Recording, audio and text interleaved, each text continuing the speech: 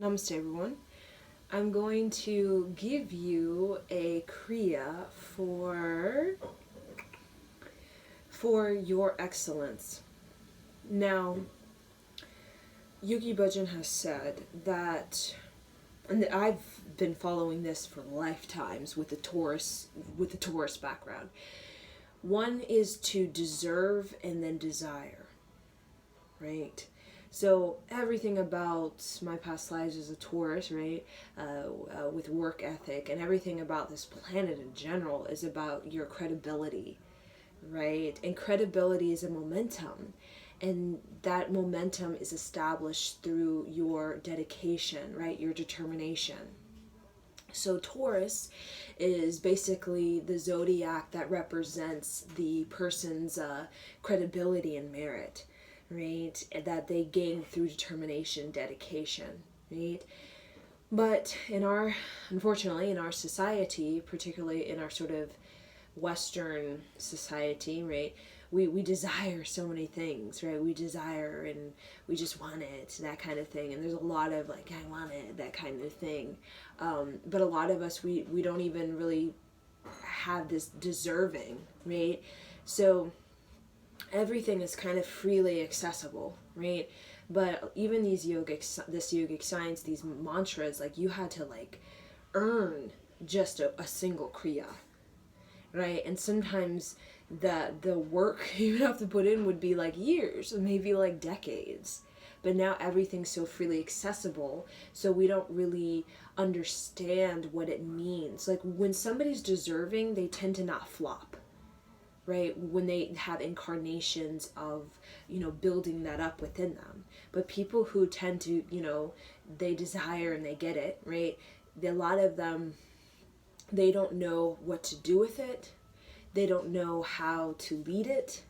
And they don't really have the creative mind or the intelligence to actually stabilize and establish it in a lineage form, right? Meaning like, they get the desire, but then like it doesn't really sustain, it doesn't really last, right? Because they don't know how to really establish it in the form of a lineage, right? Because to have that sort of wealth of the lineage is something it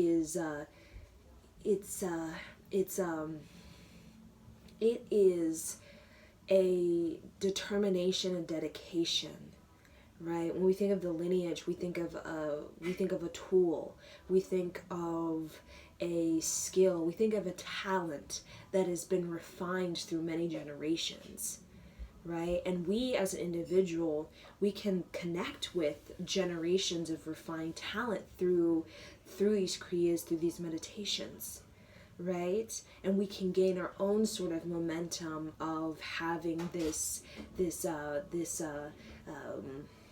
talented aura.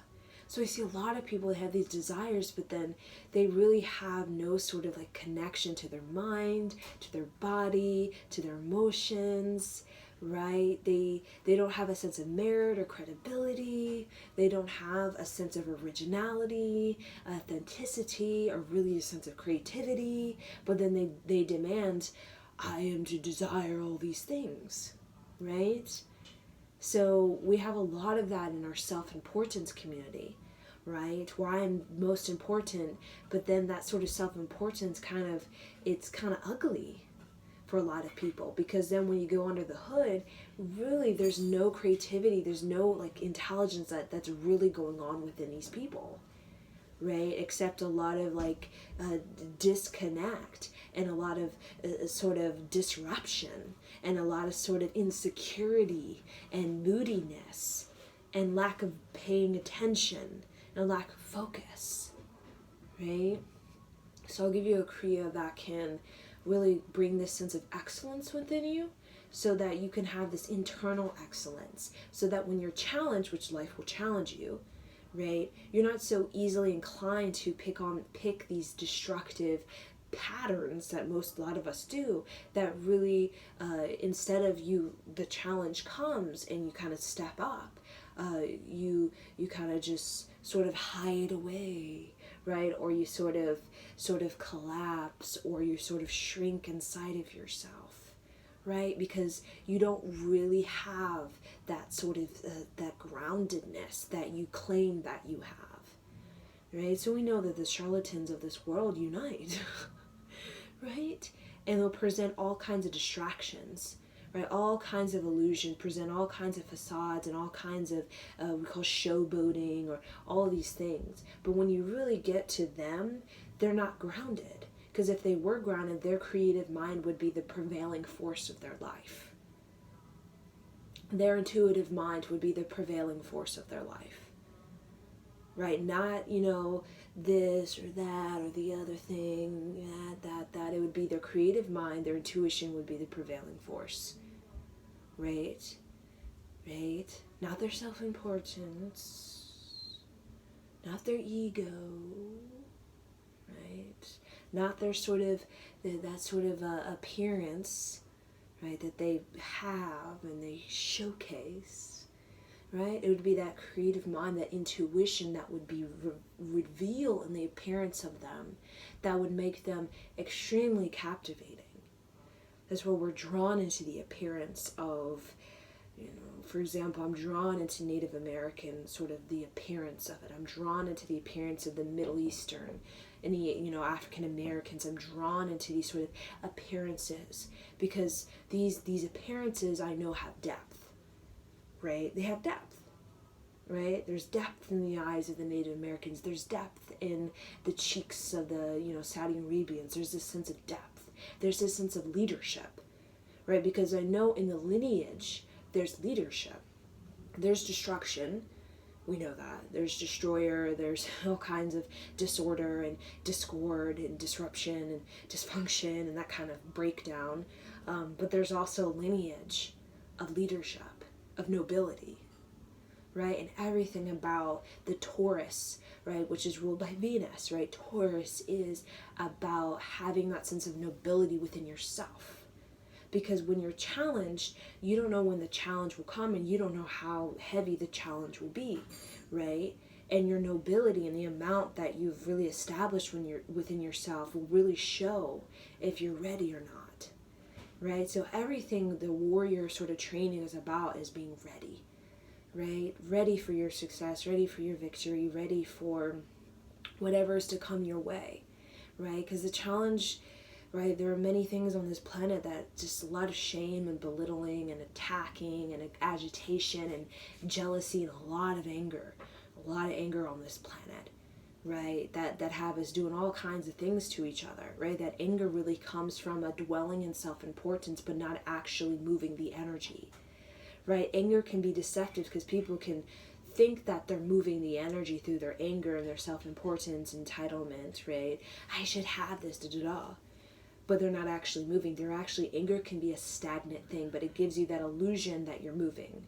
But it's really stagnant energy that's just kind of like fire that's just kind of stuck. It's caught in you, right? So it's very, very agitating. A lot of people are agitated, right? But it's really that nobility is sort of that leading force that really can move that flame where it needs to go, like towards diseases in the body. That flame, right, towards these, destroy these kinds of things, the plaque in your aura, the wounds and all of the thorns and all of the psychic debris. It's like, destroy all that. But when we don't have that sense of nobility or that sovereignty within our own sort of ability, knowing how to work with ourselves, right, in a creative way, what happens is, it's just everything goes everywhere, right? Right? It's like all we want is just to get there. But we don't really realize that to get there, it is that creative mind that is refined and refined and refined again and again, that actually over time becomes our prevailing intuitive force and command. So, first thing you're going to do is going to have your hands like this. You're going to look straight ahead, something 6 feet away, right at the wall, as I always look at. You're going to inhale long and deep. And you're going to feel the finger, especially the fat Saturn finger, the middle finger, in your peripheral vision, right? You're kind of, when you have Saturn in your peripheral vision, basically you're connecting with that Capricorn energy, which is about being very much aware, right? Overseeing many things of your life with a sense of an executive mind, right? A sense of authority, have an inner authority over yourself. Feeling like you have a high status in yourself. And the high status is really about having a sense of authority over your mind, body, and spirit, so nothing is becoming disorderly and mayhem and chaos that is unruly and everything's misbehaving inside you. Just breathe long and deep through the nose. Really feel the Saturn finger, the middle finger. Feel the tip of the Saturn finger in your peripheral vision.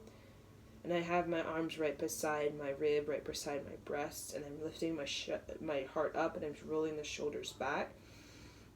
Look straight ahead and really feel in the peripheral vision the Saturn, and kind of feel that sort of connection in the peripheral vision. So with the Saturn in your peripheral vision, you want to pay more attention, right? The Saturn in the peripheral vision is like, I want to pay more attention. Right, there's a skill, there's a gift of being able to pay attention to everything that's being said, not just vocal, the sort of the conversation, but the underlining, the aura, the person, the character, the eyes, the energy. This is a mystic teaching. So just hold it, feel it, sense it.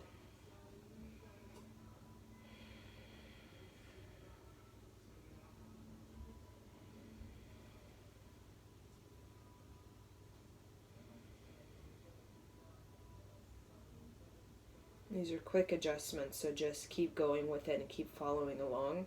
We're really working with this inner Saturn with this Capricorn sort of boss-like, right, mentality, where you can pay attention and you really know what's going on, right?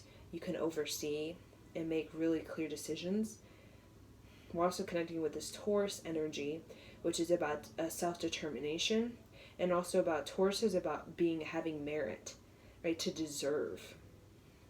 Taurus is the zodiac that deserves, and usually it deserves through its prestigious work ethic, right? Its endurance, really.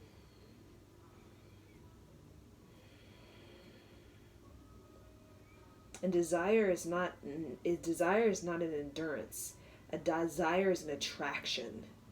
And an attraction you just don't gain an attraction without a sense of endurance, a sense of vitality, really. So you have to build that, you have to establish that within yourself, a sense of vitality, a sense of endurance, a sense of good health, good being, well-being.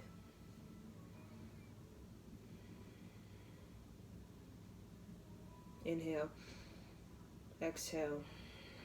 Now lock the fingers like this and resist here at the heart. Pull it, close the eyes, and focus the closed eyes on the tip of the nose. Pull, pull, pull, making the adjustment. You put it here at the heart, the center of the heart. Really pull, pull, pull. You're here not for long, so just do it.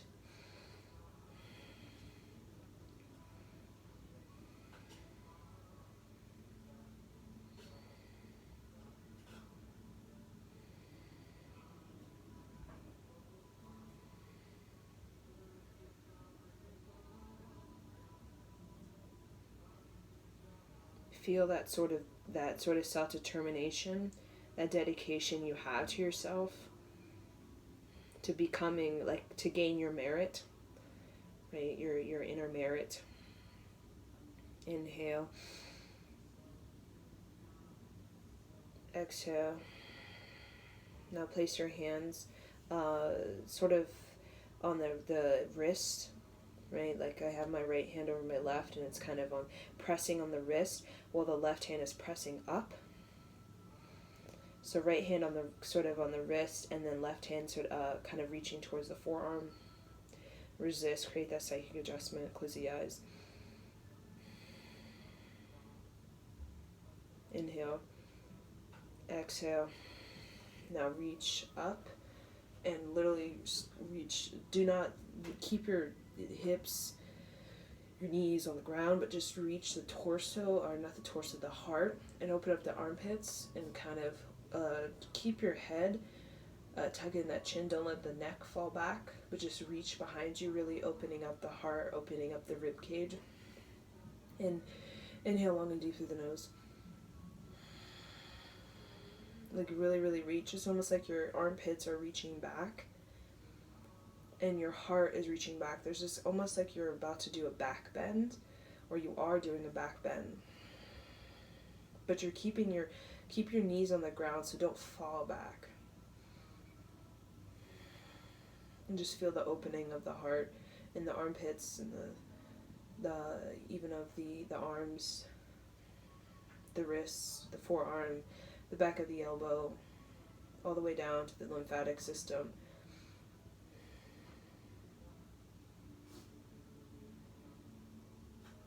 Inhale, exhale, grab the elbows, kind of place it here, and just relax, grabbing both elbows like a ball in a mitt, and I'm just relaxing. I'm tucking in that chin, and I'm just going to go side to side and just really focusing on opening up the armpit and opening up the side body. But I'm not falling over, right? That's a different stretch. I'm just mainly working on the stretching of the upper, the ribs, and the armpit, so I'm not falling over. I'm still in the same position, just moving the upper body side to side.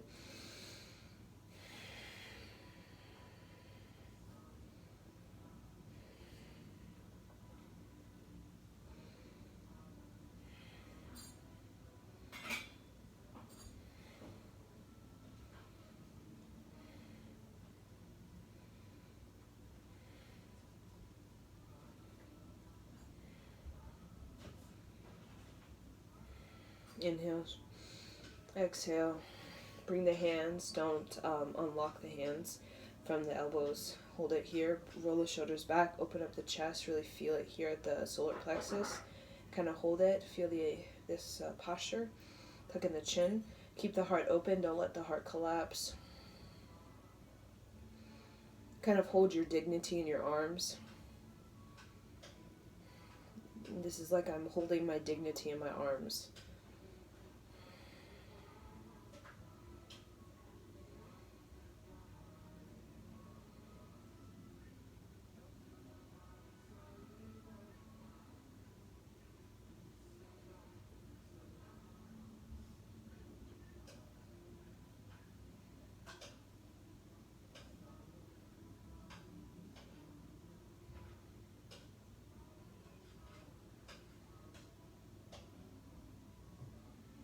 Inhale, exhale.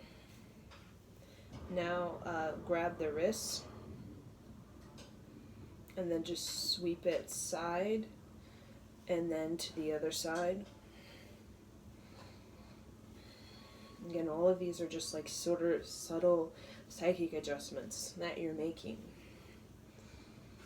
Right? You're moving yourself in a way that you don't normally move yourself, right? So you're creating an adjustment, right? So that the energy can flow. We talk about Kundalini energy is like letting the energy flow, right? When we think of the ancient Egyptians, we think of them as being very, very gifted at what we call like mystic journey, mystic travel, right? Everything about the realm of the esoterics in ancient Egypt was considered very, very well organized and well achieved, right? Like the altered state of consciousness was something that was very excellent. But it really, the whole thing is about knowing how to move the energy, knowing how to open up the energy and unlock the energy within the mind and the connection the mind has with the body.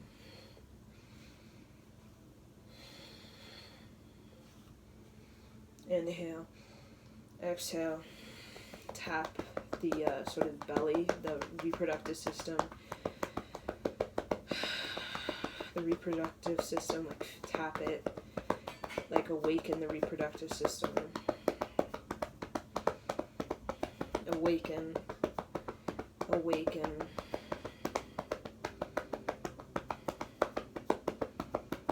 Now tap the navel, right, just below the belly button. Tap around the belly button, all the way up to the solar plexus, all the way around, deep towards the reproductive, and all the way around the navel, all the way around the belly button.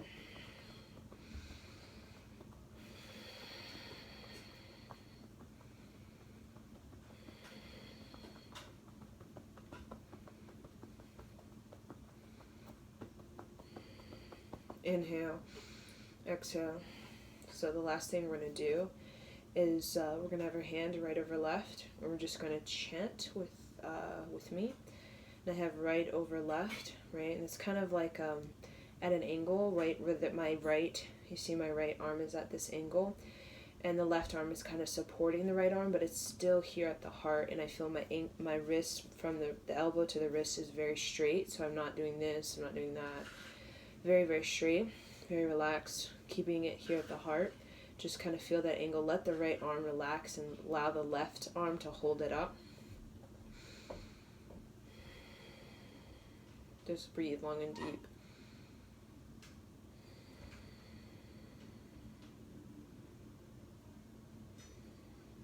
Inhale, and then switch.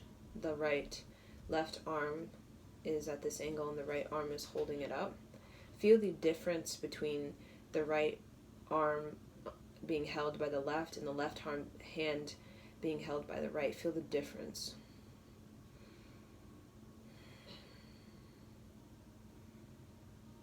And chant with me.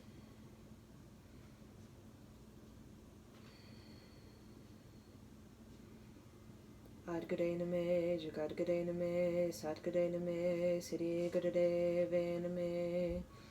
Adgadename, Jugadgadename, Satgadename, Siddhi Gadadevaname. Adgadename, Jugadgadename, Satgadename, Siddhi Gadadevaname.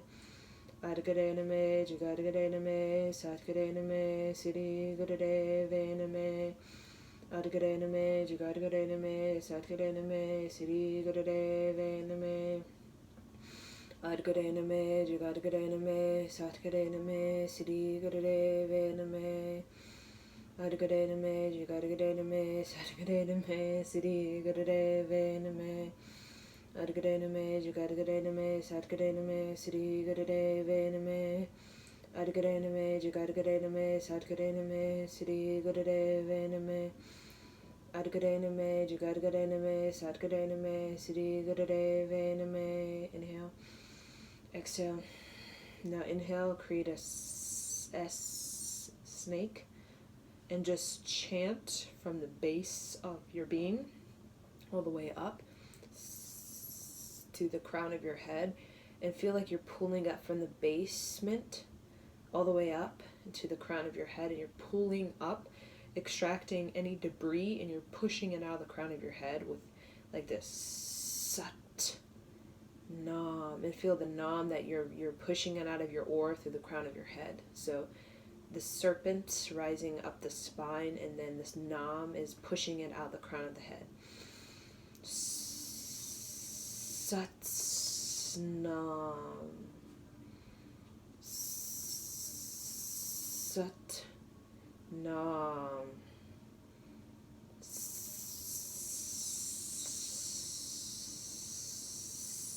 Sat Nam.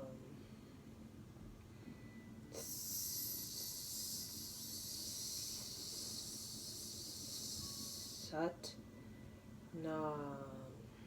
Really hold this S sound and really feel it serpenting up the spine and really extracting all debris, all negative, anything that's caught in you, and then being pushed out of the crown and being just destroyed, transmuted. Sat Nam.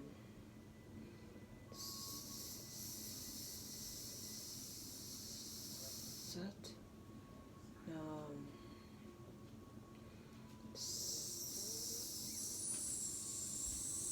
Sat. Nam. Now like show the teeth. Show the teeth and snake the sound through the teeth. Sat. Nam.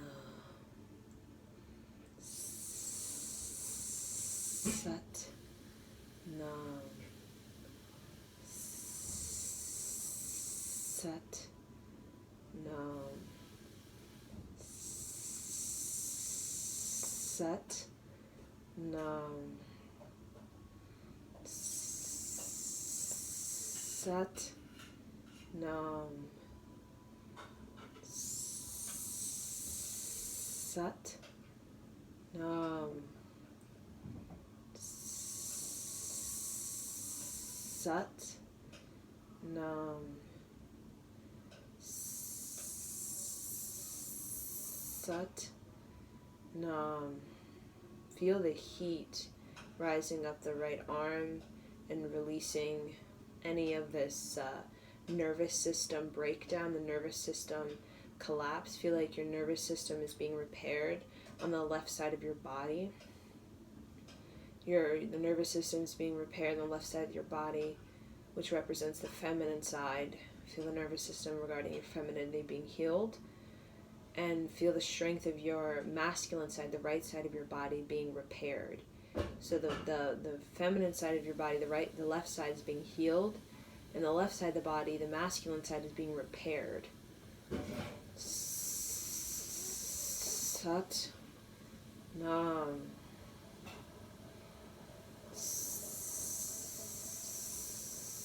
Sat. Nam.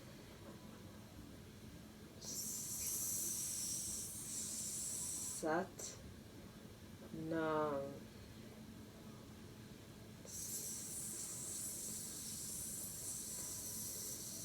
Sat. Nam.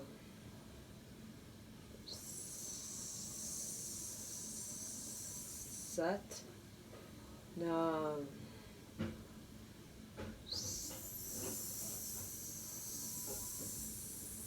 Sat.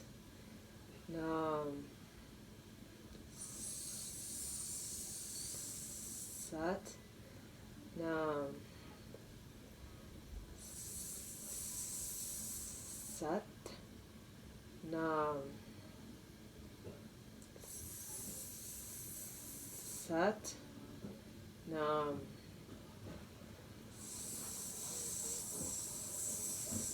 Sat. Nam. Sat. Nam. Inhale. Exhale. Now feel from the elbow of the left elbow. Feel energy shooting from the left side of the body, shooting up the arm, the forearm, and then shooting at an angle out across from the left side of the body out to the right side of the body. For example, it's shooting like this at this perfect angle, and feel any sort of nervous system breakdown shooting from the elbow, the left side of the body, all the way across the forearm of the left arm, and then out at this angle, being shooting out the aura, the debris, the weakness in the nervous system of the feminine system. Even feel the left arm shake as it releases the weakness in the feminine body. Inhale. Exhale. Last thing you're going to do is hold your face here at the temple, kind of the palm of the temple. Close your eyes. Kind of the fingers touch the hairline. Kind of don't press onto the temple. We're not pressing into our head. We're just kind of relaxing and opening up that third eye. If you feel a little bit nauseous, you feel a little bit uneasy, just know that the third eye is opening and you're decalcifying the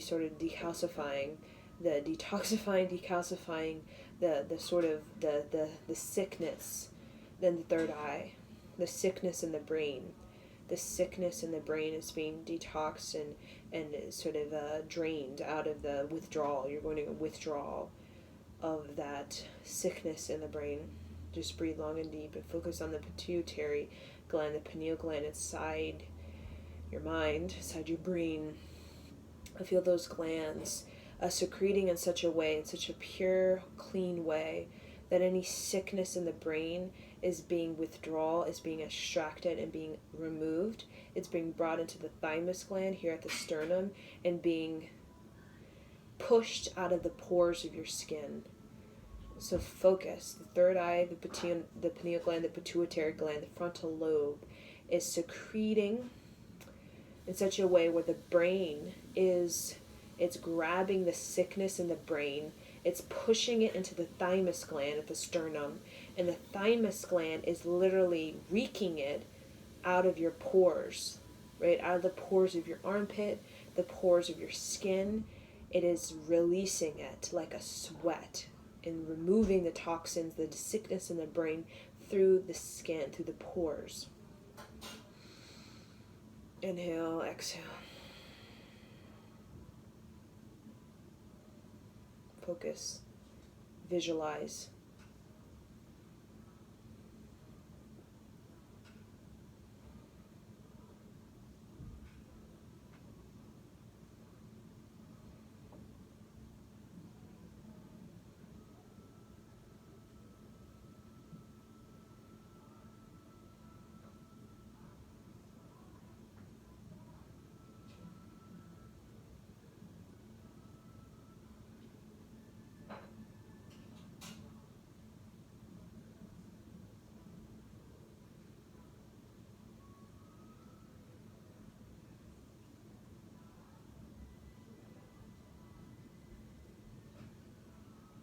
Inhale, exhale, and just allow the hands to kind of come down towards the jaw, kind of sweeping down and like pull the energy, the tightness from the jaw, the tightness from the face. You're sort of draining out the kind of energy kind of coming down the face and then come all the way to the chin, collecting all that debris. Hold the chin, the fingers, and press your hands into prayer, holding the chin tight. Feel at the chin all of the sort of weight that's on your face and your jaws is at the chin. And then with one inhale and one exhale, when you exhale, you're going to literally pull it out of you. And inhale. Inhale deeper. Exhale. The hands kind of move it out, all that sort of debris in the face, move it out. Just kind of move it out. Like kind of move it out. And then bring the back of the hands and move up the jaw, all the way to the temple.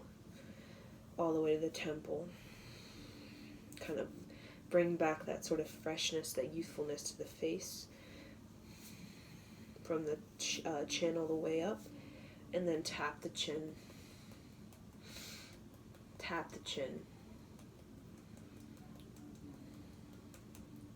Long deep breath through the nose.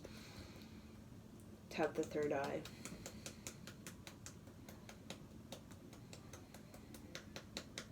Tap the sternum. Up and down the sternum. Down, down, down. Up, down, down, down. Inhale. Exhale. Sat Nam. Give you a one Sat Nam. There you go. That Kriya is kind of working with that sort of self-determination, also working with your merit, right? It's feeling very credible and having that merit. We call it a spiritual merit, right? They talk about a spiritual merit, a spiritual credibility that you gain a momentum when you face challenge with a sense of nobility, when you face challenge with a sense of leadership, even you face challenge with a sense of deathlessness, right? And that's something that's practiced in a lot of these sort of lineages of yoga, basically, or meditation, or sort of the wealth, right? A wealth lineage. There's this practice of deathlessness. So when there's a challenge comes, you move with it, with a sense of deathlessness, and that gives you courage, that gives you leadership, and that also gives you a character when you know that you're deathless. And when you're deathless, you know how to travel through death, exit death. You know how to arrive death gracefully, and you know how to use death as a sort of a propulsion into rebirth and into a higher incarnation. So, Sat Nam.